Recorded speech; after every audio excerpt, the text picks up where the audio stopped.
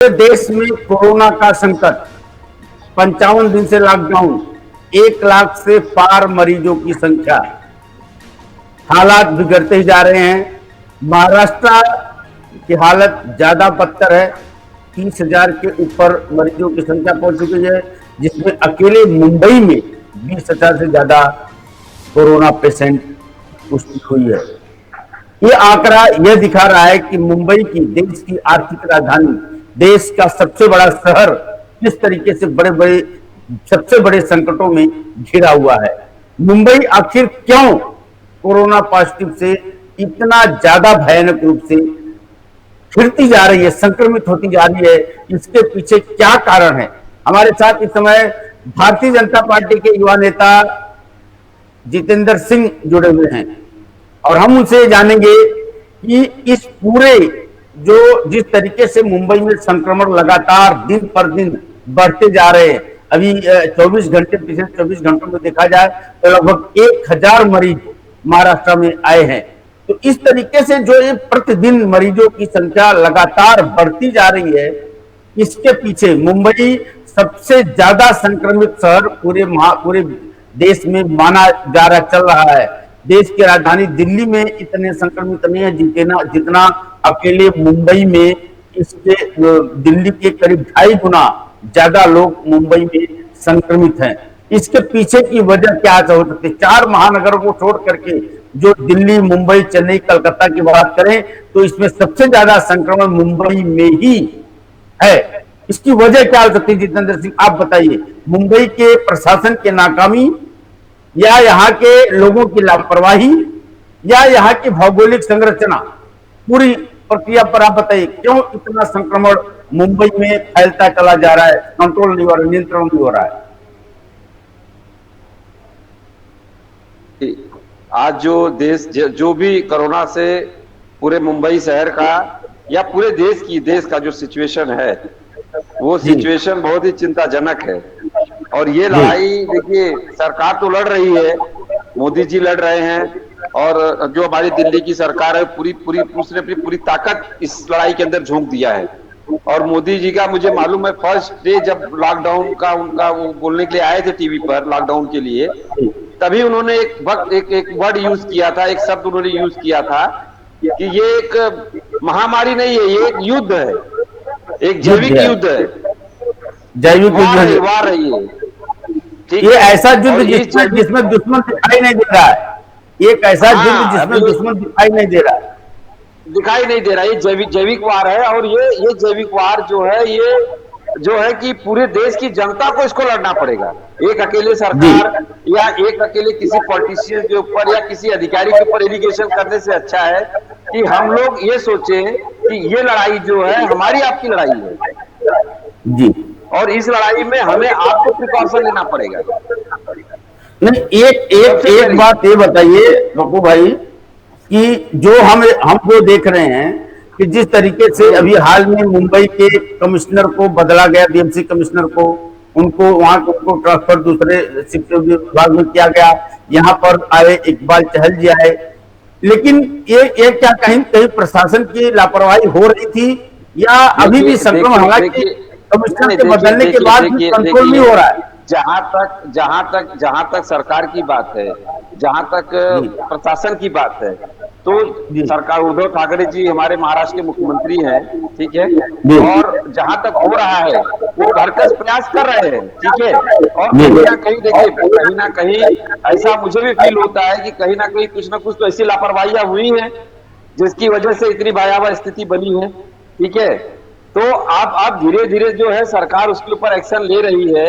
Mumbai commissioner को बदलना और अधिकारियों को बदलना और अधिकारियों को बदल के फिर से उस पर पुनर्रचना, पहले ही इनको एक्शन ले लेना चाहिए था जी। लेकिन इतने बदलाव के बाद भी संक्रमण रुक नहीं रहा है, दिन प्रतिदिन बढ़ता जा रहा है। देखिए मैं आपको चतुर्वेदी जी फिर आपको बोलूंगा कि माननीय मोदी जी ने जो अपने भाषण में उस दिन कहा था कि ये लड़ाई एक जैविक लड़ाई है, अलग तरह का युद्ध है जी, और इसमें सबसे ज्यादा प्रिकॉशन हमको और आपको लेना है। सरकार अपना काम कर रही है, बाकी के अधिकारी अपना काम करेंगे, लेकिन सबसे बड़ी जिम्मेदारी आज की तारीख में हमारे और आपके ऊपर है कि भैया कि नहीं हम आप लेकिन अपने आप को कैसे सुरक्षित रखें। नहीं लेकिन अगर अगर जनता के ऊपर ही सब, अगर जनता के ऊपर ही सब कुछ निर्भर है तो सरकार को फिर लॉकडाउन खोल देना चाहिए सर। जनता को अपने आप से नहीं अपने देखिए, काम करना चाहिए। नहीं देखिए देखिए, सरकार ने लॉकडाउन क्यों किया है? सरकार ने जी, लॉकडाउन अपने लिए नहीं किया है। सरकार ने जनता के लॉकडाउन लिए किया जनता है। की सुरक्षा के तो लिए किया मतलब है ना। जनता के ऊपर दबाव, लेकिन देखिए जनता जनता को के ऊपर नहीं अंकुश देखिए, लगाने के लिए सरकार आज ने लॉकडाउन किया नहीं, है ताकि लोग दूरियां बनाए रखें और संक्रमण कम हो। हाँ, तो सरकार अपनी आज तरफ आज से आज कदम उठा नहीं रही है, देखिए, लेकिन हाँ सरकार लेकिन उतनी लेकिन सख्त उसको कदम नहीं उठा पा रही है जिसके चलते संक्रमण रुके। नहीं, देखिए क्या है कि देखिए पुलिस प्रशासन सब कुछ लगा हुआ है, ये आप भी जानते हैं, हम भी जानते हैं, ठीक है कि जी पुलिस जी प्रशासन हर कोई चकाचौंध व्यवस्था है, सब कुछ है, नाकाबंदी है, लोग एक शहर से दूसरे शहर की तरफ भाग रहे हैं, अपने अपने गांव की तरफ जी भाग रहे हैं, ठीक है ना। ये तो आम आदमी को सोचना चाहिए कि भैया कि हमारा हमारा तन हमारा मन कैसे सुरक्षित रहेगा, हम जी अपने आप को कैसे सुरक्षित रखें, उसके क्या सिस्टम है उसका, क्योंकि ऐसी है ना कि सबसे पहले हमको आपको अपनी सुरक्षा करनी है, उसके जी बाद परिवार है, उसके बाद जी समाज है, उसके बाद फिर देश है। जी समझे आप? तो जैसे अगर जी आज जितेंद्र सिंह कहीं जा रहे हैं तो जो भी है, जी जैसे शरीर उपयोग करना, मास्क लगाना, ठीक है, और जब जी बाकी की आवश्यकता बहुत ही ज्यादा जरूरत हो तो ही घर से बाहर निकले, जी ठीक है, घर में रहे ज्यादा समय तक और अपने जी आप को इम्यूनाइज करते रहे, मतलब जी अपने आप को हमेशा, जैसे कि डॉक्टरों का कहना है और जो भी मीडिया के माध्यम से आप लोगों के माध्यम से जो खबरें आती हैं, जैसे गर्म पानी का जी सेवन कीजिए, गर्म पानी का, जी ठीक है, और कुछ जी ऐसी हुमिया भी आ रही है धीरे धीरे जिनका सेवन करने से आपके अंदर की जो शारीरिक शक्ति है वो बढ़ेगी, और मान लो इनके किसी न किसी रूप में अगर कोरोना आपके शरीर में प्रवेश करना चाहता है तो वो दवा का पावर से उसका जो जो ताकत है वो खत्म हो जाएगी, उसके ऊपर कोई निगेटिव असर नहीं आएगा। तो ये लड़ाई ये तो अभी बहुत दूर की बात है। अभी बहुत दिल्ली दूर है उसके लिए। अभी जो स्थिति है कि वो अगर अगर देखिए वैक्सीन बनता भी है, दवा भी बनती भी है, तो आते आते कई सालों लग जाएंगे लोगों तक पहुंचने में। क्या साल भर तक ऐसे ही लॉकडाउन के बीच ही पूरे लोग जिंदगी गुजारेंगे? देखिए देखिए अभी अभी देखिए अभी सब कुछ भविष्य के गर्त में है, लॉकडाउन जी चालू है। लॉकडाउन जी क्यों लगाया गया? लॉकडाउन इसीलिए लगाया गया कि कम से कम लोग घर से बाहर निकल, सोशल डिस्टेंसिंग का पालन करेंगे, ठीक है, जी अपनी जी सुरक्षा करेंगे, मास्क लगाएंगे, सैनिटाइजर का यूज करेंगे। जी ये जैसे हम लोग युद्ध लड़ने जब जाते हैं, जब सैनिक बॉर्डर पे युद्ध लड़ने जाता है तो वो अपने हाथ हथियार के साथ जाता है, ठीक है ना, जाता, हाँ अपने हाँ हथियार के साथ, और प्लस अपनी सुरक्षा के उसको कैसे अपने आप को सुरक्षित करना, वो भी उसी तरह के कपड़े पहनता है और उसी तरह के हथियार अपने पास रखता है, ठीक है।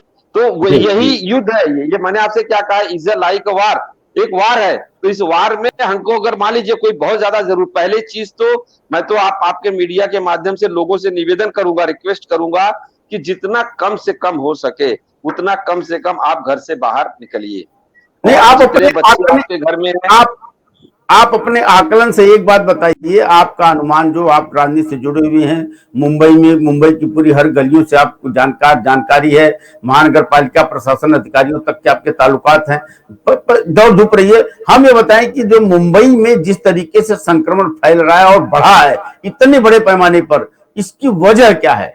बस इसकी वजह क्या हो सकती है?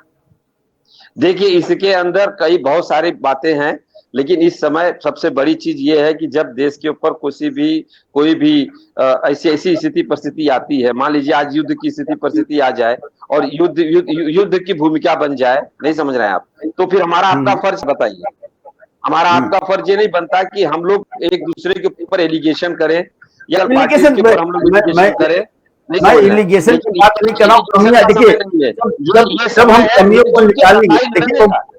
अगर देखिए जब हम सरकार में कहीं कमियों को कमी है, निकालेंगे, जब हम कमियों को निकालेंगे देखिए तो ही दूर करेंगे ना।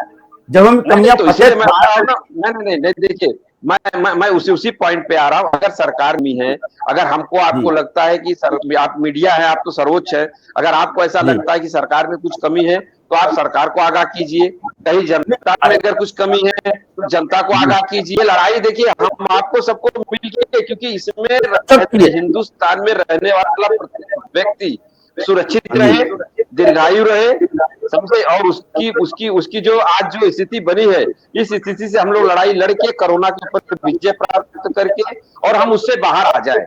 ये ना के ऊपर टीका टिप्पणी करके और ना कि पॉलिटिकल एडवांटेज लेने की कोशिश की। हाँ भैया चलिए मैं तो मैं कुछ ऐसी बात कहूंगा, ऐसा भड़काऊ कुछ बयान दूंगा जिससे जो कि जनता के अंदर एक माहौल पैदा होगा। कोई जरूरत नहीं है। हम राजनीति पर नहीं जाना चाहते, हम राजनीति पर नहीं जाना चाहते, हम राजनीति की बात नहीं कर रहे, हम अपनी खामियों को निकालने की कोशिश कर रहे हैं। आपने नहीं मैं आपको बता रहा हूँ ना जी का आपने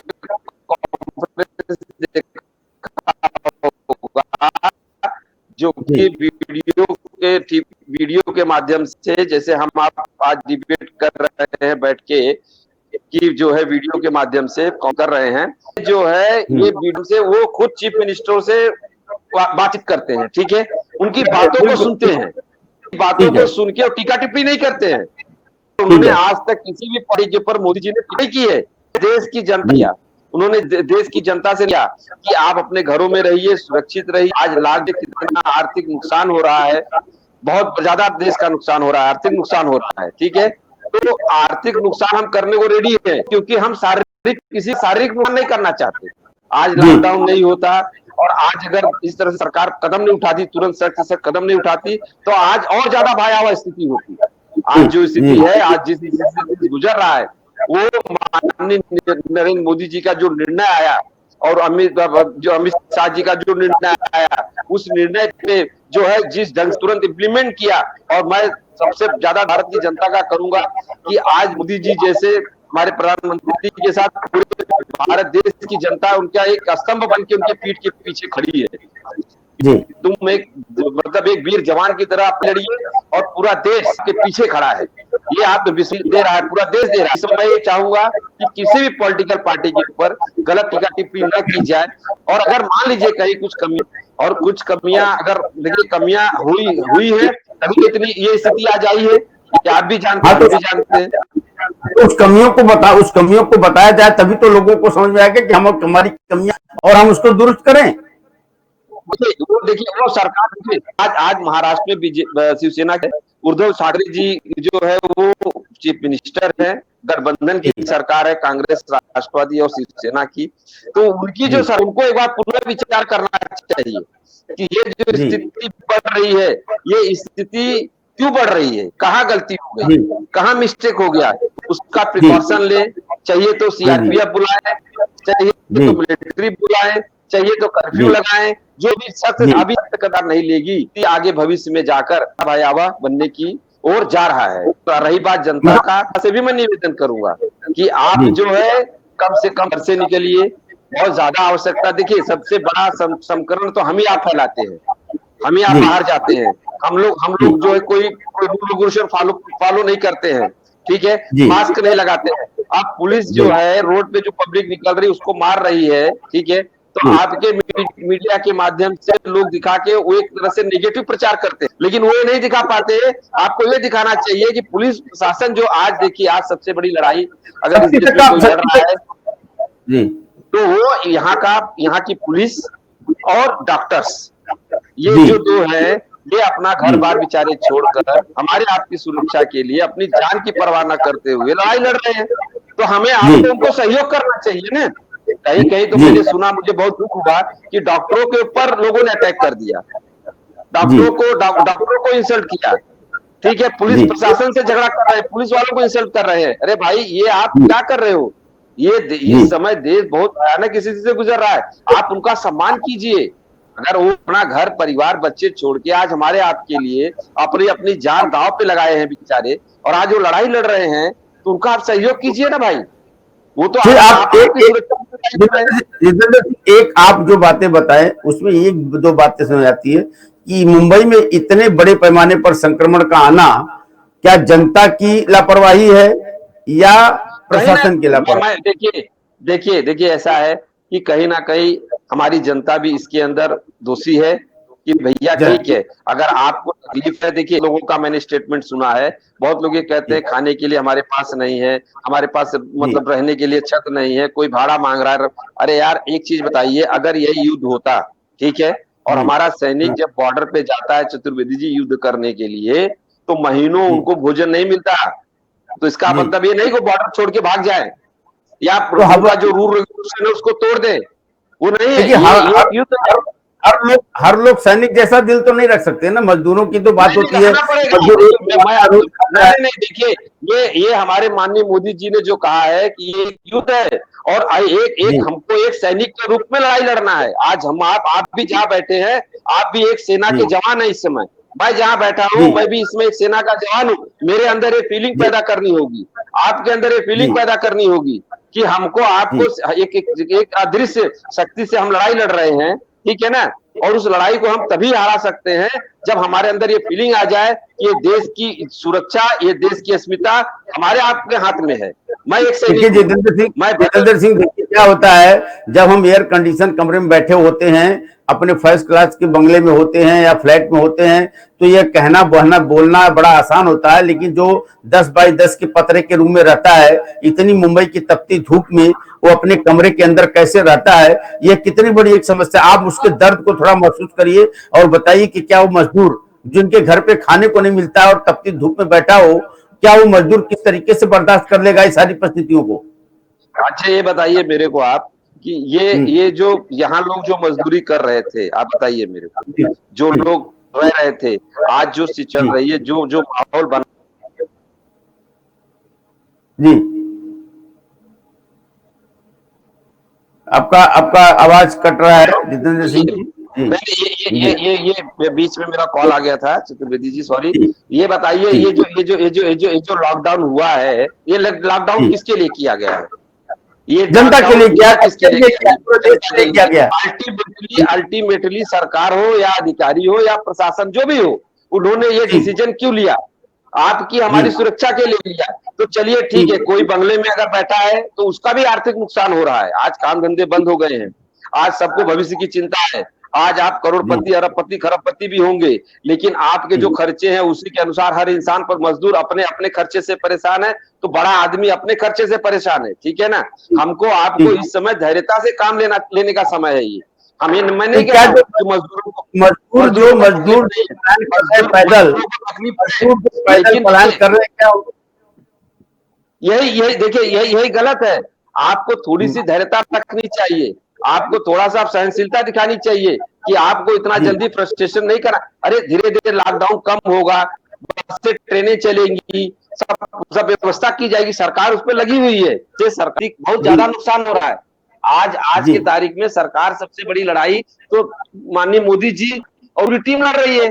पूरे देश की पूरे देश की सुरक्षा की जिम्मेदारी उनके ऊपर है, ठीक है। आप तो अपने घर में 2 रोटी खा के चैन से सो जाते होंगे, लेकिन आप एक सोचिए, एक व्यक्ति जो जिसके ऊपर पूरे देश की जिम्मेदारी है, इस स्थिति में क्या उसको नींद आती होगी? क्या आप सोचिए जरा, किस स्थिति में होंगे मोदी जी, उनकी स्थिति क्या होगी आप बताइए। तो उस व्यक्ति को हमको आपको सहयोग करना चाहिए, और उस व्यक्ति ने पहले दिन ही देखिए देश की लॉकडाउन का पालन कर रही है, कुछ लोगों को छोड़कर अगर हम बात करें तो जनता देखिए घरों में है।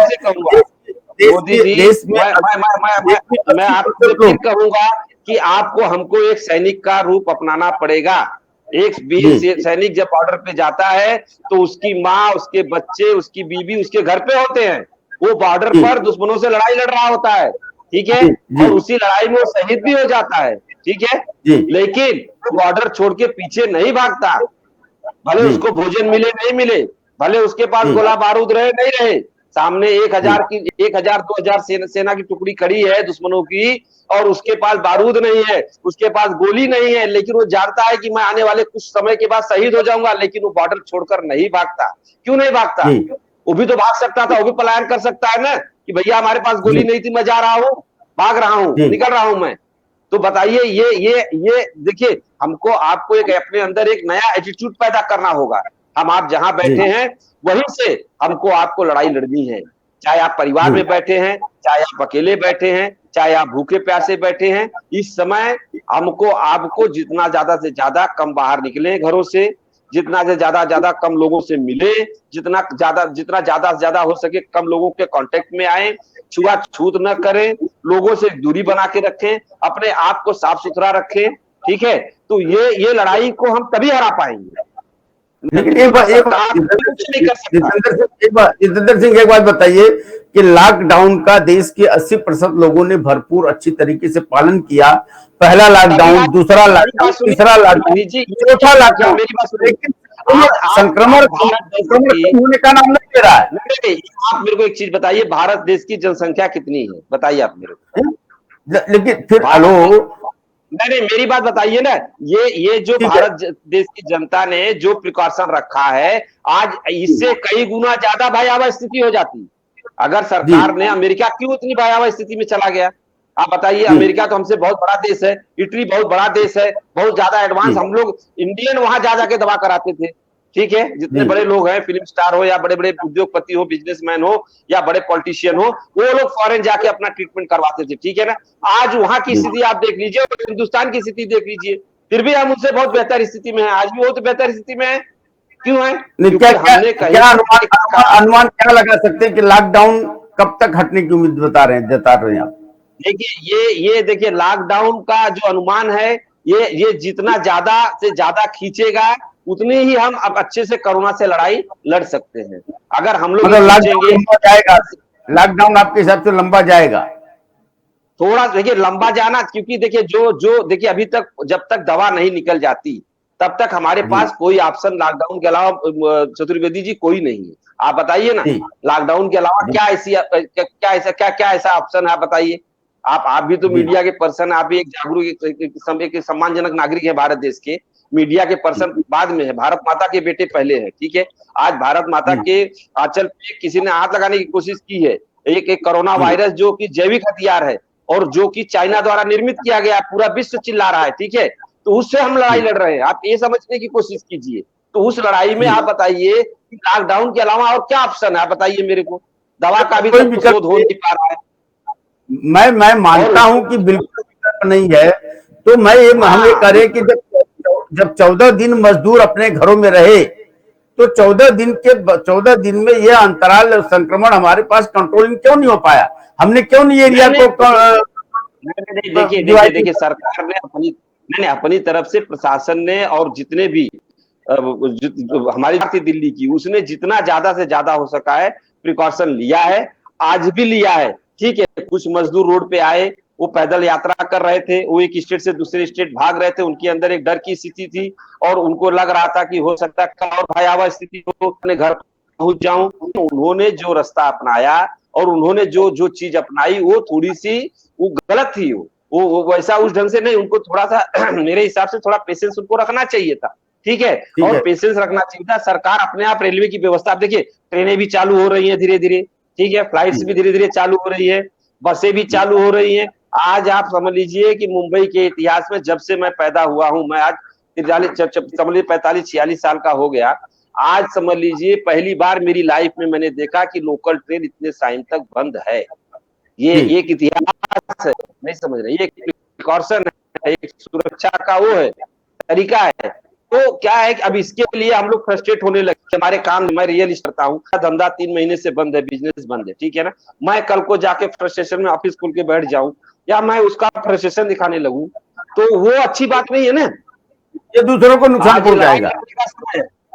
ये आज लड़ाई समझ, बिल्कुल, ये लड़ाई है, लड़ाई हमारी कमजोर हो जाएगी। हम जब फ्रस्ट्रेशन में आएंगे तो लड़ाई, जो कोरोना वायरस हमारे देश में इतना हावी होते जा रहा है, अगर हम लोग सही ढंग से, मेरा तो एक ही सोचना है, सरकार अपना काम करेगी, तंत्र अपना काम करेगा, लेकिन सबसे पहले आपको अपने आप को सुरक्षित रखने की जिम्मेदारी आपके कंधे पे है।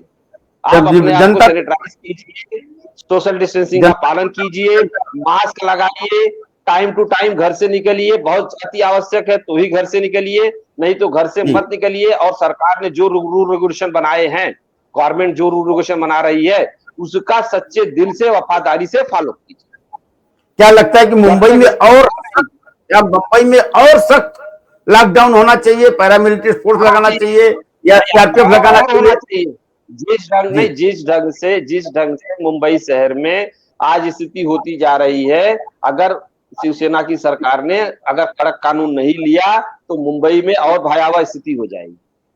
मतलब सरकार कहीं सरकार काम नहीं कर रही, मतलब सरकार कहीं कहीं ढीली है।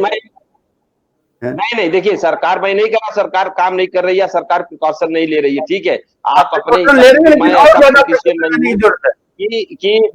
मैं ऐसा पॉलिटिशियन नहीं हूं कि किसी भी इस माहौल में किसी भी पार्टी के ऊपर टीका टिप्पणी करूं, क्योंकि उद्धव शिवसेना भी जो है हमारे देश की पार्टी है, उसकी अपनी विचारधारा है, हमारी अपनी विचारधारा है, लेकिन वो भी हमारे देश की ही एक हिस्सा है, ठीक है। और उसको यहाँ की जनता ने मैंडेट भी दिया हुआ है, ठीक है। आज वो लोग तीन लोग गठबंधन करके यहाँ महाराष्ट्र में सरकार चला रहे हैं, ठीक है। हमारी शुभेच्छा है उनको, हमको उससे कोई शिकायत नहीं है, लेकिन आपको उस पर विचार